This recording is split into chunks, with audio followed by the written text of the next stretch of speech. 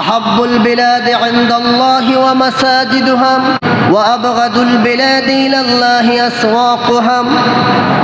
মহান রবের কাছে, আল্লাহ তাআলার কাছে সব চাইতে দামি জায়গা, উত্তম জায়গা হলো মসজিদ, আর সব চাইতে নিকৃষ্ট জায়গা হলো বাজার।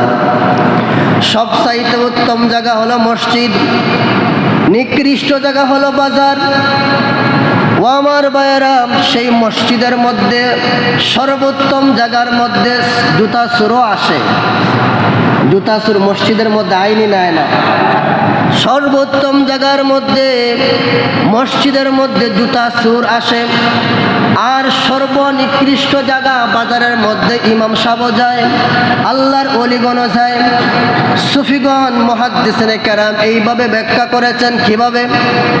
চোর যখন মসজিদের মধ্যে আসে তখন তার দেহটা মসজিদে থাকে, মনটা থাকে বাজারে, নিকৃষ্ট জায়গায়। আর আল্লাহর অলিগণ জাগান বাজারে নিকৃষ্ট জায়গায় যায়, দেহটা থাকে নিকৃষ্ট জায়গায় কিন্তু মনটা থাকে উৎকৃষ্ট মসজিদে জায়গায়। সুবহানাল্লাহ। হযরত আবু যর গফারি নবীজির জলিলুল কদর একজন সম্মানিত সাহাবী। আবু যর গফারিকে নবীজি সম্বোধন করে বললেন, রে আবু যর,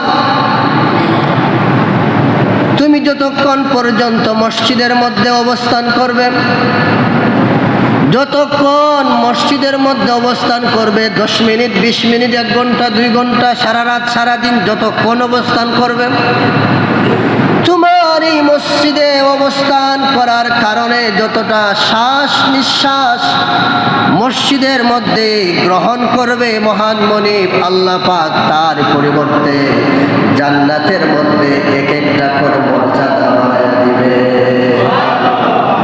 এখানে শেষ নয়, নবীজি বলেন, আবু যর শুনে রাখো। ও আমার দুনিয়ার যুবক ভাইয়েরা, আব্বাজিরা ভালো করে শুনেন। নবীজি বলেন, আবু যর গফারি, মসজিদে যতক্ষণ পর্যন্ত অবস্থান করবে এই মানুষটার জন্য আল্লাহর নূরের ফেরেশতারা যতক্ষণ অবস্থান করবে ততক্ষণ পর্যন্ত ফেরেশতারা আল্লাহ পাকের কাছে দোয়া করবে।